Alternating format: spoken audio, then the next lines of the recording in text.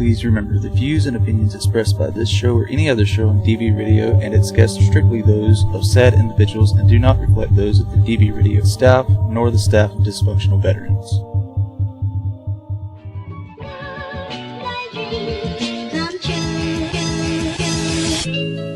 Fool me once, shame on you. If fool me, we can't get fooled again. We should be able to penetrate the internet. Do I need to be liked? Absolutely not. I like to be liked. I enjoy being liked.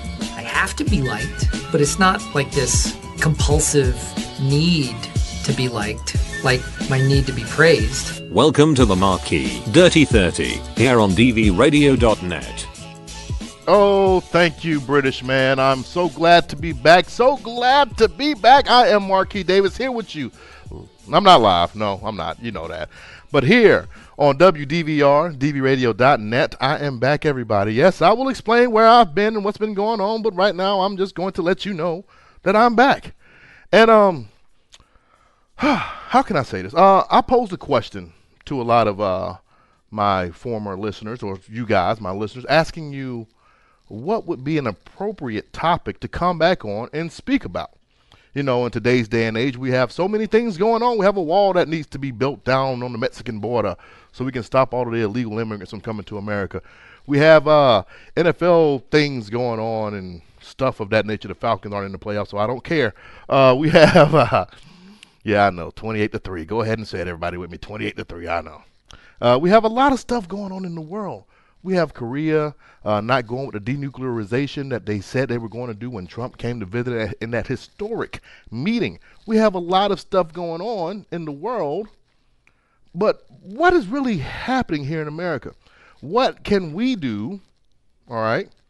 What can we think about to try to change some of the mess that we have created?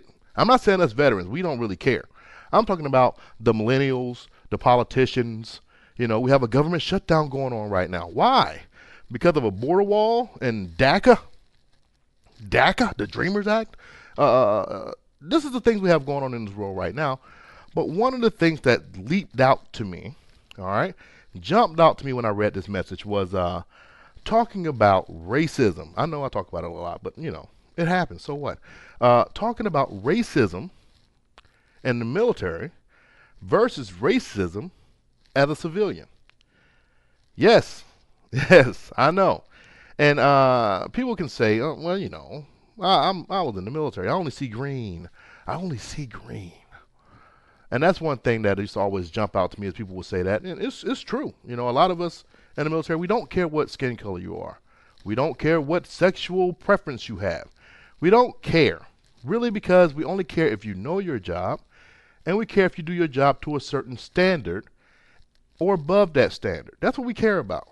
That is what we care about. The efficiency of the soldier, of the Marine, of the sailor, of the airman to do their job effectively and efficiently.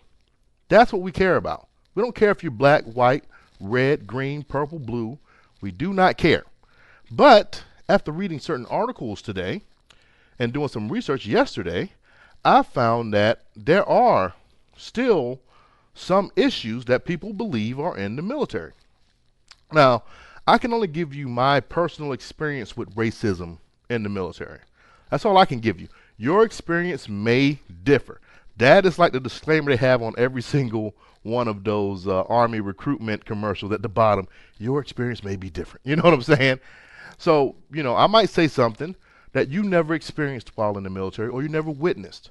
That doesn't mean that it didn't happen. Like, you might say something that I never experienced and I never witnessed. That does not mean that it didn't happen. It just means that we didn't experience the same thing. Now, let's give a brief breakdown of the history, okay? The history of racism in the military. I'm not going to go all the way back to the War of 1812, and I'm just going to go right to World War II, where you know, they finally started allowing African Americans to enlist. You know, I mean, not really enlist, but you know, they were already able to enlist, but they started to allow them to become segregated within the military. And you know, there were blacks in the Navy Seabees and the Air Force with the Tuskegee Airmen. The Army had only 5 African American officers at that time, and there were no African Americans that received the Medal of Honor during the war, and their tasks in the war were largely reserved to non-combat units. So dang, I didn't know this either. I'm reading this now. It says black soldiers had to sometimes give up their seats in trains to the Nazi prisoners of war. So, racism was still prevalent back then, but that was the 40s. Okay, we hadn't even reached the civil rights movement yet. So it's known. We understand that racism would be prevalent in the military and every other walks of life around the world during the World War II era. Now, it also states that it would take around 50 years and a presidential order before the Army reviewed their records in order to award any Medal of Honors to black soldiers. This war marked the end of segregation in the United States military. So in 1948, President Truman signed the Executive Order 9981, officially ending segregation and racial inequality within the military. Okay, that's just a little brief history. Pulled off Wikipedia. Might be true. Who knows who changed it, but I'm pretty sure it's true. I've said this plenty of times. So I know this is fact. I just had to read it verbatim so that you guys could know where I'm going with this, okay? So 1948 ended segregation and racial inequality in the military, the entire military, okay? So I'm reading, different articles, and I come across this article by Leo Shane III for the Military Times. This was published October 23rd, 2017. So you guys can look up the date, look up the name, and find the article for yourself. In the Military Times, the title is 1 in 4 Troops Sees White Nationalism in the Ranks. Now, what does that mean? What does that mean? 1 in 4 troops sees white nationalism in the ranks. Well, who was polled? How did they get this information? Well, let's just look at the survey audience real quick. Okay, so it was about 80% male and 14% female, and had a mean age of about 30 years old. Okay, so the people who responded to this survey identified themselves as 76% white, 8% Hispanic, 9% African American, 2% Asian, and 5% other ethnicities. So the majority of the people who took this survey were white. Okay, Caucasian, whatever you want to call white people nowadays. I know saying white is probably racist, but whatever you want to call them. 9% were black or African Americans or whatever you want to call us nowadays. So it's the article. I pulled out some key points I want to bring up here. So the article pretty much starts by saying that nearly 42% of non-white troops who responded to the survey said they have personally experienced examples of white nationalism in the military versus about 18% of white service members. So that means that 42% of black, Hispanic, Asian, and other ethnicities have experienced examples of white nationalism in the military. Now, I wish the article would go into detail as to how they are experiencing white nationalism, because sometimes you can get soldiers who are upset at a leader who might not be the same race as them because they got yelled at, or they got a Article 15. And then they want to just say something bad and say, oh, well, that's racist because you gave me an Article 15 because I was late, but Joe Schmo over here who's white was late with me, but he didn't get an Article 15. Well, that's because the circumstances are different. I've had to do that before. I've had a soldier who was late 3 consecutive times, and if you were in the Army, if you do anything 3 consecutive times, you're going to get automatically referred for a company grade Article 15. And I had a soldier who was late 2 times, and I just had to give him a counseling statement. And so I had the soldier tell me, hey, Sergeant Davis, why am I getting Article 15? But he's not. He was late as well. Well, apparently your barracks lawyer didn't tell you that if you're late 3 times in a row, it is company policy issued by our company commander that I am going to recommend you for a company grade Article 15. Understand what I'm saying? And it like boggles the mind. They're like, oh my God, I never knew that. How did you not know that when I briefed you on it? And it's posted everywhere around this bitch.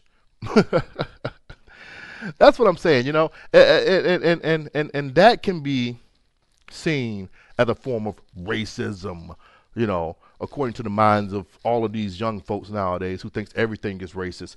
Just because you don't get the same privileges or you don't get the same discipline as another person or another soldier, that does not mean that I'm showing a racial favor towards you or that person. I'll give you a quick story. When I was in the military, I think I was a PFC, Young Private First Class. I used to have a platoon gunnery sergeant who used to, we make racial jokes. That's just what we did. We was artillery unit. It didn't bother us. We would laugh about it, all of us. We would laugh at it. It wasn't like, he would say stuff behind our backs or have we go to the field and have all the white boys over here in this tree line, all the black boys over here in this tree line. No. And that's the thing. People have to understand that the military, yes, you do have people who come in who've never, ever seen a black person before. I know it's weird in this day and age. There are still people in the world who have only seen a black person on television. There are people who've only seen a Latino person on television. It's true. It's true, people. It is true. And so it boggles my mind when people begin to think that, there's no racists in the military. Well, there are, But the thing is, many people, 98% of us, I'll go so far as to say, do not care about the race of a person in uniform. We don't. Racism is something that's on the civilian side of the world, okay? Because on the civilian side of the world, you can just up and fire somebody because, they were late. I'm fired. Can't do that in the military. Can't. Certain steps and procedures before you can kick somebody out. And before I kick somebody out, I'd rather try to train them to do the thing properly, to do it the correct way. So that way, I can keep my numbers. You never know what might pop off at any minute. Korea might want to decide to drop nukes on Korea because, North Korea is stupid like that and just destroy the whole peninsula because they don't like South Korea. It's stupid. Or, Russia might decide to invade Poland. Germany might decide to come up with the Fourth Reich. You never know what might happen. So I want to keep my numbers up with the trained personnel I have, not with some newbies from basic training that I have to retrain in the TTPs that we have established within this unit. If that makes any sense to anyone out there listening to the sound of my voice. So, racism within the military is small. I'll say that. I'll say it is small. And let's go back to basic training. Let's go back to basic, everybody. So, most of the listeners here are from the Vietnam era to now. Vietnam to now. I don't think we have too many Korean War veterans or World War II veterans listening to us, but most of the listeners to DV Radio from Vietnam to now. So that means that the military was already integrated, right? So, I want you to show your hand. Raise your hands if you had a black drill sergeant. Raise your hand if you had never been yelled at by a black man before in your life until you went to basic training. Exactly. I was in the same boat. I had never been yelled at by anybody. My mom, until I went to basic training. Drill Sergeant Bailey, young 21-year-old, 22-year-old drill sergeant infantry guy, used to chew me out every day. He probably doesn't even remember my face or my name, but I will never forget Drill Sergeant Bailey, black gum, stank breath looking self. I never forget him. Him and Drill Sergeant Lockwall. Never forget him. And that's the thing. I have a comment here. Okay, so let's go here. The New York Times conducted a poll July 26, 2018, asking, how did the military affect your views on race? So this was a comment from some dude, I guess his name was Poole, conducted. Okay, so it's a comment from this guy, and it says, as a draftee in the Army from 1967 to 1969, the first thing I noticed about race was a disproportionate number of black NCOs. We still have that to this day, people. It seemed like every sergeant screaming at me was black. When they screamed at you, it was not at a distance. They were inches away from your eyeballs. That was the first time I had a black person scream at me. This was in the 60s, people. After a while, I noticed they screamed at both white and black soldiers equally. Race remained an undercurrent for the rest of my time in Vietnam. Everybody worked well together, and after work, each side went their own separate ways. You see, that's kind of how it works in the military. You go to work, you learn, you train, you do everything together. After work, when you get dismissed, COB, close of business formation, you go your own separate way. I mean, that's like any other job. That's no race, that's not race related. It's just saying like any other job. You go to work, do your job, you go home. That's it. That's how it happens, But this shows, this comment shows, even in the 60s, okay?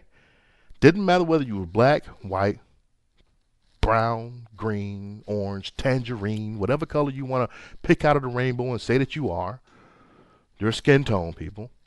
It didn't matter. You got yelled at equally the same because that's the way the military works.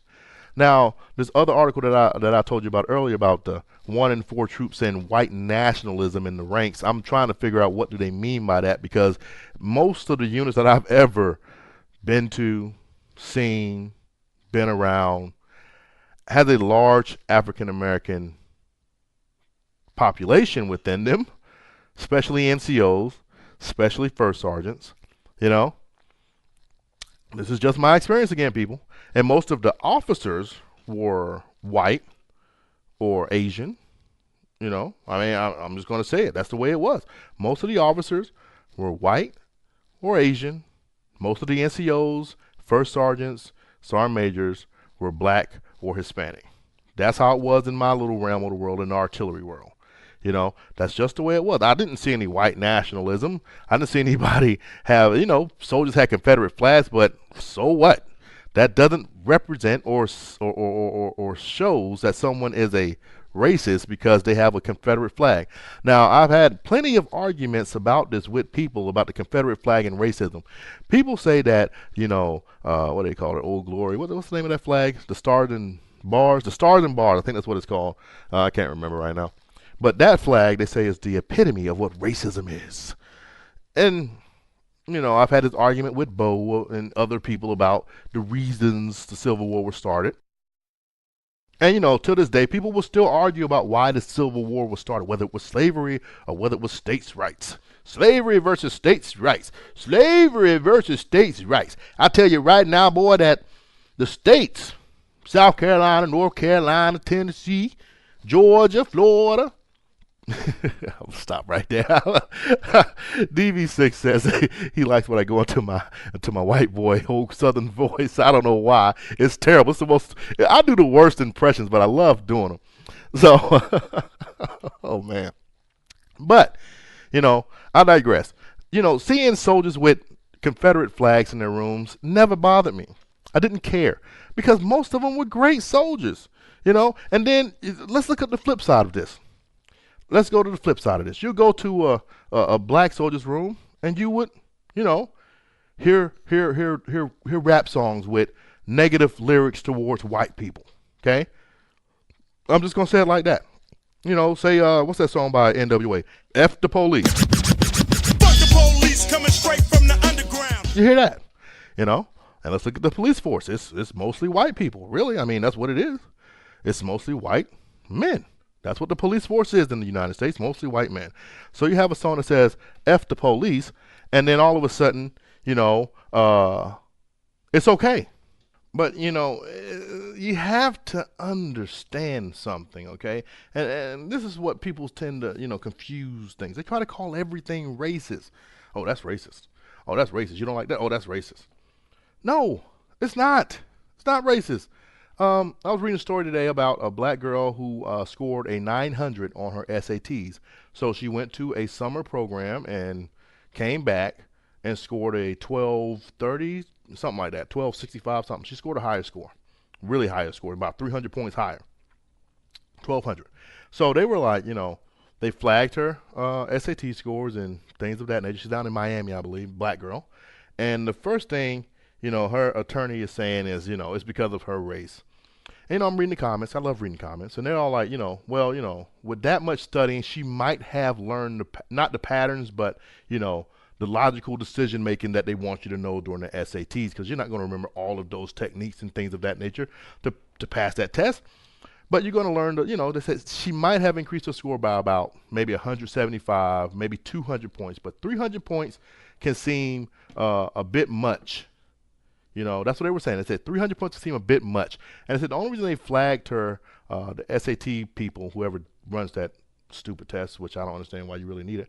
But The only people who judged that, who made that determination, said that her questions and answers, her answers were similar to some of the answers, I guess, around her. So they suggest she was cheating. I don't know. But the first thing her attorney said is that, oh, it's because she's black and she made this incredible amount of jump in her score. So it got to be some type of race thing going on here. So the first thing they'd use is the race card, And I believe I'm a black man, all right? I hate using the race card. Race to me saying that, oh, because I'm black, you did this to me because I'm black. Why do we have to automatically jump to that conclusion on the civilian side? And that's what happens to a lot of people in the military. I mean, I used to remember there used to be NCO would go into certain soldiers' room and see the Confederate flag and get upset and be like, oh, what you got that up for? You don't like black people, and I'm like, dude, calm down, dude. It's like, dang, what did he explain to you?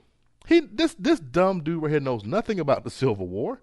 He knows nothing about what happened. He's just spitting to you things that he heard, once in a while. He just likes the damn flag. That's like me putting up a Nigerian flag. I've never been to Nigeria, but is that racist because I put that flag up? No, it's not. It's not racist. I might love the culture of Nigeria. I do love the Nigerian food, though. I do. I stayed with my best friends for a long time with Nigerian. I stayed with them for about 2 years. Their mom would cook some of the best food I ever had. But, it's not racist because I have that flag up. It's not racist because I have, what is the bumper sticker, those, not hate is heritage, or is heritage not hate, something like that they have on their bumper stickers. It's like, dude, let them embrace whatever heritage they want to, because you want them to accept you being an African American or Hispanic or Latino person, right? You want them to respect you and accept you. So the first thing you need to do is respect and accept their views. Okay? If you disagree, you disagree. That's fine. There's plenty of friends that I have that I've disagreed with, but we still talk to this day simply because we have a mutual understanding that we're never going to agree on that. Cool. But we still like some of the same things. We still hang out. That's not a big of an issue. I can still work with a person who has a Confederate flag. I can still hang out with a person who identifies as, what do they call them? Southern something, Southern, I don't know what they call them. Who identifies as that. I can still hang out with that person. I can hang out with a racist. I mean, a blatant racist.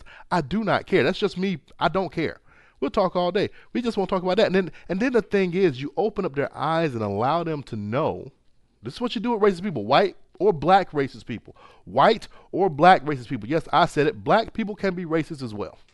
White or black or Hispanic racist people, this is what you do to them. You show them that you are not the stereotype they saw on television or that they heard from their grandparents or parents that made them think that all black people are the same and that all Hispanic people are the same or that all white people are the same. That is what you do. That is what we are not teaching our children nowadays. No. Some people are allowing one bad experience to mold their entire lives. That is what they are doing. They're allowing one bad experience to mold their entire lives. You understand what I'm saying? Black dude goes to jail, false imprisonment, goes to jail, not false imprisonment, goes to jail for a crime he didn't commit. He comes out mad at every white person because a white cop arrested him, That's how it happens. That's how certain things start. A white woman gets mugged by a black dude. Now she hates all black people. A Hispanic guy gets rear-ended by a black guy. And next thing you know, he hates all black people because he thinks all black people can't drive. You know what I'm saying? That's how racism tends to start. Some incident happens, all right, or you're brought up or you're led to believe that all people of this certain skin tone are this particular way. Now, I went to Psychology Today. It's a website for psychiatrists and psychologists and therapists and things of that nature. And I found a article that I really liked. It's written by John Staddon, Staddon. All right, he has a PhD in adaptive behavior. Woo! This was written. What am I doing today? What is going on? This was written October 7th, 2017. That says racism is everywhere. ... Is it really? So he goes on to talk about how, things happen, like in classrooms, how a fat kid is called fatty, a bald guy is called curly, a red-haired kid is called carrot top. Is that racism? No, it's not. But in today's day and age, they would call that racist, And I'm like, so gingers are now a particular race and breed. So saying anything about a ginger person is racist. Fat people are a particular race and breed. So saying anything about fat people is racist. No, that's just, talking about their lifestyle choices. I know. I'm fat with diabetes. So I know the bad lifestyle choices that fat people can make. And so the article is very informative about race. I mean, about racist and racism. I wish you guys go on, read it. Psychology Today, adaptive behavior, racism is everywhere. Is it really? Look it up, read the article. It's phenomenal. Dang, I've been talking for a long time. Sorry, I just looked at the time here, and wow. Okay, so I'm not gonna go to a commercial break. We're not gonna do that. I want to explain to you guys what happened and why I've been gone for such a long time, not doing DV radio or any type of radio for that matter. I was in a bad place, people. I was in a funk. I was depressed. I was one of the 22 I was going to be. I really thought that I wanted to kill myself. And it was because I was too tough. That make any sense? I was too tough to try and seek help. I was too tough to tell my own wife that I was going through things.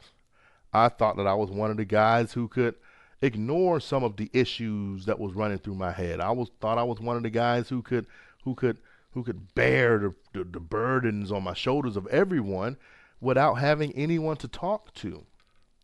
And that put me in a really bad place. I love doing radio. I love doing this. I love talking to you guys. Whether it's something you want to hear or not, I love talking to you guys about anything. And the thing is, I just didn't want to do it. I just felt like it wasn't good enough. I felt like I wasn't good enough. I have 5 children. We all know this. I felt like I wasn't good enough for them. I felt like they would be better off without me. I felt like my wife would be better off without me. And why? Because I put so much on myself and held so much in. This is what a lot of us do. You hold so much in that you don't go and find a healthy way to let it out. That is a problem with a lot of us veterans. We don't know how to let go of a lot of the hurt that we have inside of us. And that can be hurt from deployments, that can be hurt from anything, PTSD, anxiety, depression. It can be hurt from anything that we don't know how to let go. And one thing that, my therapist, yes, I'm going to a therapist now, because guess what? Real men seek help. Real men seek help. And that's what I want all you guys to understand. Real men, real women, we seek help when we need help. I did not understand that. I did not know that. And the problem was I began to act out and do stupid things within my household. I did, when I did not want to seek the help. But now that I'm seeking the help, I'm getting the help, I want you guys to understand that you can get the help as well. All right? Don't be afraid. Don't be afraid to talk to someone. Don't talk to me. I'm not going to help you because I don't know how to help you. But seek the people that know how to help you. And that's what I did. And so now I'm back. It's 2019. And I know this first show might not have been the greatest show. Whatever. I don't care. Inbox me. All right. You can follow me on Facebook at DV Marquis. You can email the show at, guess what? LimaCharlieRadioShow@gmail.com. I still haven't changed it and I won't. And that's what you can email the show at. CHARLIE@gmail.com. And no, I didn't spell out phonetically because guess what? I don't like the phonetic alphabet. Too much stuff to say. With that being said, you know what's coming up next. It's Barracks Talk. I love you guys. You guys have a great night and enjoy the rest of your weekend. Peace.